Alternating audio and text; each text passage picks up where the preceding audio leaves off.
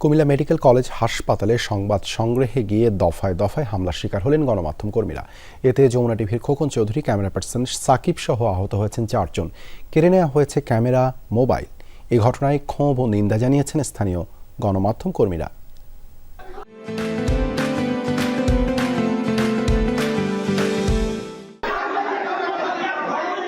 শুক্রবার রাতে Comilla medical college হাসপাতালে ভুল চিকিৎসায় এক রোগীর মৃত্যুর অভিযোগ ওঠে। এ নিয়ে দেখা দেয় উত্তেজনা। সংবাদ সংগ্রহে যান যমুনা টিভির খোকন চৌধুরী ও ক্যামেরা পার্সন জিহাদুল ইসলাম সাকিব। এ সময় অতর্কিত হামলা চালায় ইন্টার্ন চিকিৎসক সহ মেডিকেলের শিক্ষার্থীরা।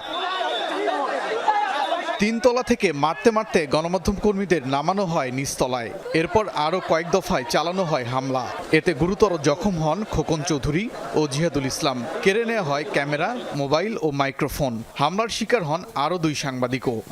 অতর্কিত আমার উপরে হামলা শুরু করলো। আমার ক্যামেরা পার্সনের ক্যামেরা ছিনিয়ে নিয়ে গেল। আমার হাতের মোবাইল, লঘু সবকিছু। আমি ভাই কথা শুনেন, আমরা তো এখনো কিছু করিনি। তারা বলতেছে যে না, আমরা তাদের ভিডিও করছি। কেন ভিডিও করলাম? স্টাম্প দিয়ে লাঠি দিয়ে বেরিয়েছে, আমার মারতেছে, ঘুষাইতেছে, আমার এদিকে মারছে, তলপেটে মারছে, আমার লাথি মারছে। আইন শৃঙ্খলা বাহিনী গিয়ে পরিস্থিতি নিয়ন্ত্রণে আনে। হামলার ঘটনায় হাসপাতাল কর্তৃপক্ষকে দায়ী করেছেন খোকন চৌধুরী। গত 3-4 দিন আগেও কিন্তু কুমিল্লা মেডিকেলের অনিয়ম নিয়ে নিউজ করেছি। তা আমার মনে হচ্ছে, আমি স্পষ্ট শুনলাম যে এখানে কোনো অজ্ঞাত একটা ফোন আসছে। সম্ভবত মেডিকেল কলেজের যে বর্তমান ডিরেক্টর আছে, সে ওপেন অর্ডার দিতেছে যে সাংবাদিকদেরকে আগে পিটাও, তারপরে ওদেরকে বাইন্দা ভাড়ায় রাখো।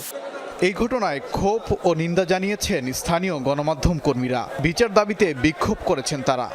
এই মেডিকেল কলেজ হাসপাতালের ডাইরেক্টর এবং তার তত্ত্বাবধানে যারা এই যাচিত হামলা করেছে, যারা তাদেরকে মারধর করেছে, আমরা তীব্র নিন্দা এবং প্রতিবাদ জানাচ্ছি। আমরা চাই যে আমাদের লুণ্ঠিত যে ক্যামেরা অতি সত্বর ফেরত দেওয়া হোক এবং কারা করেছে সিসি ক্যামেরার সেই ফুটেজ কিন্তু এখনো রক্ষিত আছে। পরে আহত গণমাধ্যম কর্মীদের হাসপাতালে ভর্তি করা হয়। ওবায়দুর রহমান, যমুনা নিউজ।